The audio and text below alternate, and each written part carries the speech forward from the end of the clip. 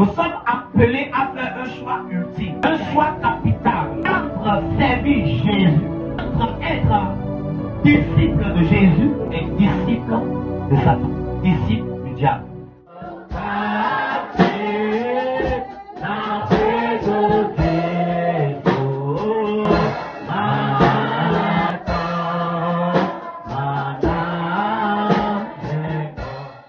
Dis à quelqu'un shalom.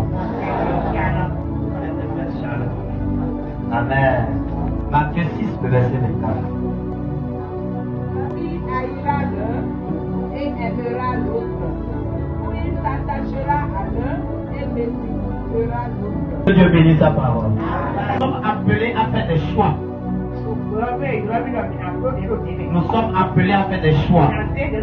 Et vous savez, tout au long de notre vie, nous serons appelés à faire des choix. Soit vous terminez bien, soit vous terminez mal. L'un ou l'autre est lié au choix que vous faites. Alléluia. Dis à quelqu'un le choix véritable. Gloire à Jésus. Très bien aimé dans le Seigneur. Quand on parle du choix, c'est un libre arbitre que Dieu nous donne pour pouvoir opérer une décision, qu'elle soit bonne ou mauvaise. Nul ne peut servir deux maîtres. Jésus, ce passage-là, ou cette parole, vient de notre Seigneur Jésus. Le maître ici, c'est celui qui porte l'autorité.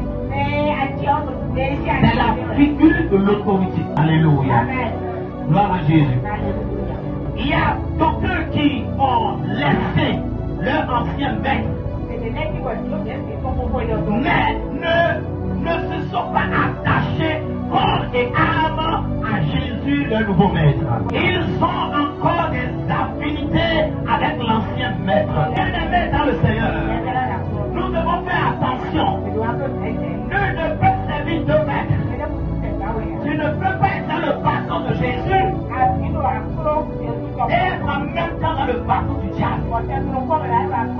Tu dois faire un choix et ce choix implique une séparation. Tu dois te séparer totalement de ton ancien maître. Et quand je parle de la séparation entre l'ancien maître et toi, cela implique trois choses. Renier son autorité. Renier ses enseignements. Et renier sa manière de faire. Tu es dans la maison de Dieu. Et on t'appelle Madame Paul. Oh, vous me l'avez. Ce n'est pas normal.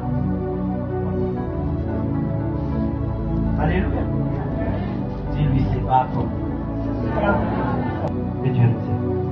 Elle a dit, vous ne pouvez servir Dieu et maman. Cela parle de l'argent.